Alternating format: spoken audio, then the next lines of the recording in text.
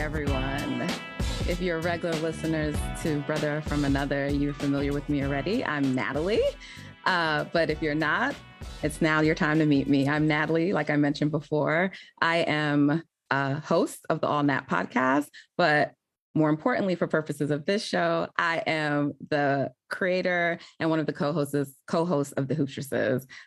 You'll see my little top here. And if you're wondering what the Hoopstresses is or who we are a group of women who create basketball content. We're writers. We do podcasts.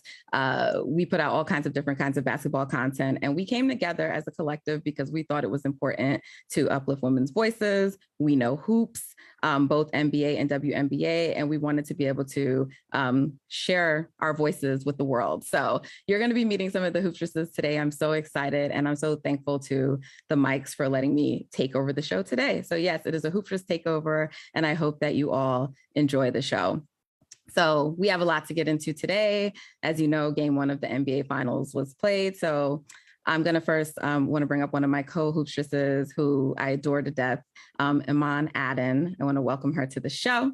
Imman is an NBA writer. She covers the Raptors for Yahoo Sports Canada on a podcast. She's also one of the co-hosts of a very popular NBA podcast, Dishes and Dimes. Imman, welcome to the show. Hi. This is exciting. I wish we could be talking about a win for you, but I'm good. It's okay. I'm holding up. I can't say the same for the rest of the Warriors fan base, but I am not one of the ones in meltdown mode. So I appreciate that. As a Warriors fan, some of us have our own take on what he may have been trying to say there without explicitly saying. But I'm curious, when you hear that soundbite, what are your thoughts on Steph's remarks? Well, one of my first thoughts watching the game was, oh boy, their offense when Steph sits. And so it was one of the adjustments to play him more, just right off the bat. When you look at their offense in the first and third quarters, Steph, right? And when we're looking at the time that he sat in the second and fourth quarters, lack of Steph, I think is a big one there, just right off the bat. There are some other adjustments. It's interesting. I didn't know how I heard people talking about the Draymond Green on Al Horford and how that would work, but just seeing Al wide open, because Draymond is your free safety. Draymond is the guy who needs to help off of people. Do you want that to be Al Horford, considering how scorching hot Al Horford has been throughout the entirety of the playoffs? Like, maybe that's an adjustment right off the bat that can be made. That's just me sort of looking at this and being like, Draymond can't be doing this. He can't be leaving Al Horford wide open, which sounds almost crazy to say, but is not, considering Al Horford is just a 34% shooter in the regular season this season, but in the playoffs, he's been scorching hot. But to me, that Steph comment might have just meant more Stephen Curry. Yeah, it's a constant conversation around Steph's minutes, his rotations. It's been a theme all season, right? And typically for his career, he always plays the whole first, the whole third, and then he plays the second half of the second and fourth. And that rotation was switched up this year. And then for the postseason, they've, for the most part, gone back to it. But Kerr is pretty firm and rigid about how he runs his rotations. And I don't know about you when you were watching the game, but I mean, in today's NBA anyway, a 12-point lead isn't really safe. And that's what it was at the end of the third quarter. But even I think the Warriors got the lead up to 15. I still never felt like they were safe, I thought that the Celtics could get back in the game. And so I actually was hoping, because Steph actually went out the game a little early in the third, I was hoping that Kerr did that because he had planned to just give him a short rest and bring him back in the fourth, and then that's not what happened. And like you mentioned, that lead just dissipated when he was off the court. So, I mean, obviously you have to find some rest minutes for him. But I think from a fan base perspective, we're sort of like, okay, they had 6 days of rest. And also, this is the finals. There's 2 days off between most games. You can rest after the finals is over. If you need to maybe run your guys a little bit more, you need to. And Steph did play 38 minutes last night. So it'll be interesting to see. But I think he was sort of saying, anything goes. And, we're going to be open to everything. So that's how I heard the comments. But for sure, there are definitely some other things about the game that the Warriors would need to fix. And I'm sure like Boston's going to make their adjustments because they don't think by any means that they played a perfect game. So you have a lot of familiarity with the Celtics because you do a lot of coverage of the Raptors and you guys see the Celtics a lot. But also your teams are sort of similar in terms of like the way they're structured. There's a lot of switchable wings and just you can kind of see like the vision for the Raptors may be similar to the Celtics. So I'm curious, like, as you watch them play in this series, like, what are your thoughts on their approach, how they went into game one? Yeah, I mean, all season I've been kind of talking about the Celtics team as what the Raptors should be aspiring to be, in that they have their defense, right? Like that's the main thing is the Raptors have a bunch of incredibly long switchable defenders. That's exactly the defense that the Celtics have. A huge difference, I thought, was a Derek White trade. One thing that the Raptors really struggle with is a lack of depth. They don't really have very many guys that they could play. And for me, the Celtics getting Derek White was just another guy they can throw out there that can help you on both ends of the court.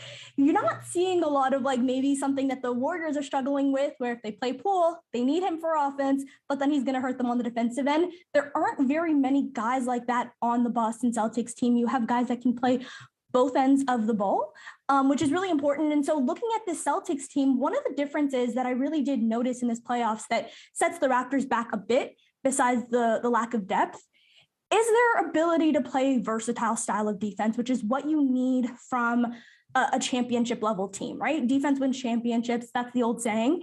And the Celtics, as we saw, can play a drop. That's not something the Raptors can do. They don't have a center. And the Celtics are also, the best switching defense in the league. It was curious to see them play the drop against Stephen Curry in the first quarter. I was like, what are you guys doing? But we heard those comments from Marcus Smart where he was saying, this isn't the Miami Heat. We can't be going that low on Steph, even if it's just the free throw line. You cannot be sagging off that much because it's Stephen Curry. He's the best shooter in the league. But then they switched up their defensive presence. And we saw how that sort of changed. I mean, you were mentioning it, that a 12-point lead in today's NBA isn't much. But something where I found myself every time I didn't check the scoreboard, I just assumed that the Warriors had a significant lead. It kind of felt like they had control for a good chunk of the game. Draymond Green even made comments that they had control for 42 minutes. That wasn't really the case. It was never a solid lead. The Celtics even had a 4-point lead going into halftime, right? So it was never a big lead for the Warriors, although they felt like they were in more command of the game. And I think that's a huge credit to the Celtics defense. One of the number one things that I looked at after the game was like, how many turnovers do both of these teams have? Because these are two teams that will scorch you if you give up the ball a lot. And we know the Celtics have really struggled with that in these playoffs. And the turnover discrepancy wasn't very big, but the points off turnovers was major. 10 points for the Warriors off their 14 turnovers, I believe, or 12 turnovers for the Celtics, and 21 points off the 14 turnovers for the Warriors. And that's because live ball turnovers versus dead ball turnovers. So that lets me know that the Celtics defense was just more aggressive right off the bat without ever like paying attention to anything. I mean, watching the game, you could see that, but it also lets you know how much more aggressive the Celtics were playing. And to me, for the Warriors coming off of a few days rest, I thought for sure this was a game that they would have. It felt like they were in control of it, but they really weren't because of the Celtics defense after the first quarter. Yeah. And, I think the Warriors felt that they couldn't really be as aggressive as they would have liked to be on defense because, they will do that as well. And I think in part because while if you look at the box score, the free throw discrepancy wasn't that significant between the two teams. The stars, it was like the Warriors stars who picked up some early fouls, Stephen Curry, Dre, Wiggins. Yeah. And so when guys like that get into early foul trouble, then it affects like how they're going to play defense. And I think that's part of the reason why you didn't see their defense as aggressive. So I would expect for them to definitely be more aggressive for the next game. I'm curious your thoughts on though how the Warriors chose to defend the Celtics, because I was a little surprised by it as a Warriors fan. Like they did not.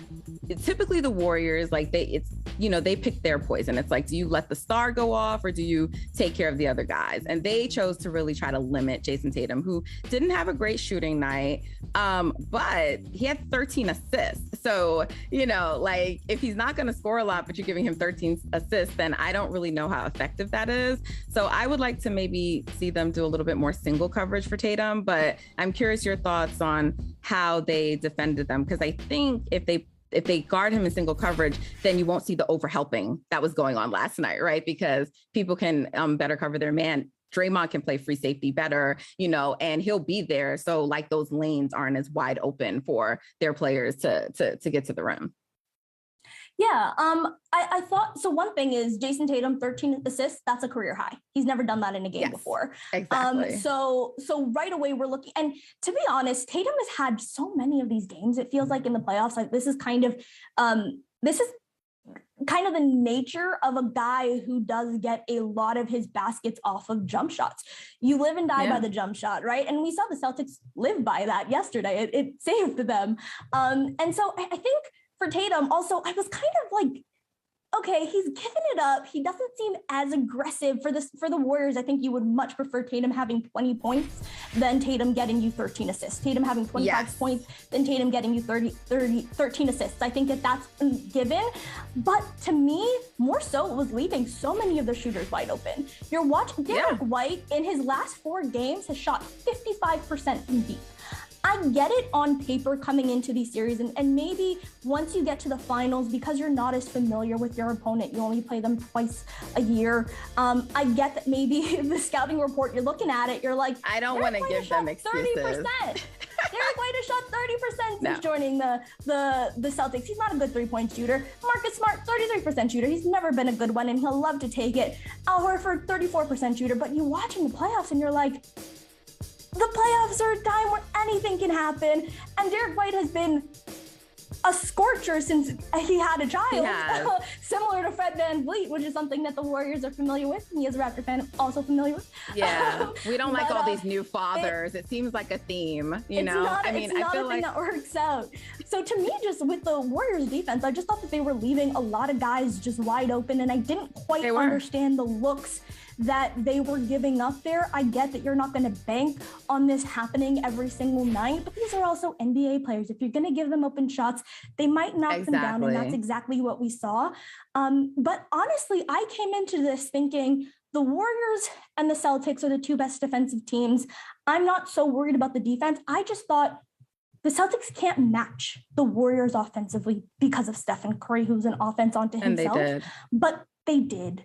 And they did last night. And a lot of that was about a lot of that was about the Warriors game plan. And I think that was their game plan. It was like to sag off of those shooters. And I don't know why that would be the game plan for Al Horford, because we know he can make those, but I sort of get it with White, despite the last 4 games, and like Smart, but they are prone to have some of those games too. And this was one of them. And so I don't give the Warriors any excuses for the scouting report, because they ended their series early. And so they had time to watch those games and see what those guys were doing. So the Celtics they outplayed them. They had a better game plan and they won. So on to game 2. Imman, thank you so much for coming on to chop it up with me. I wish we could just talk more, because you and I have so much to talk about, but thank you, as always, for the great analysis. Hey, thanks for watching Brother from Another on YouTube. Make sure you hit subscribe before you leave, and be sure to watch us 3 to 5 p.m. Eastern Time on Peacock. Appreciate you.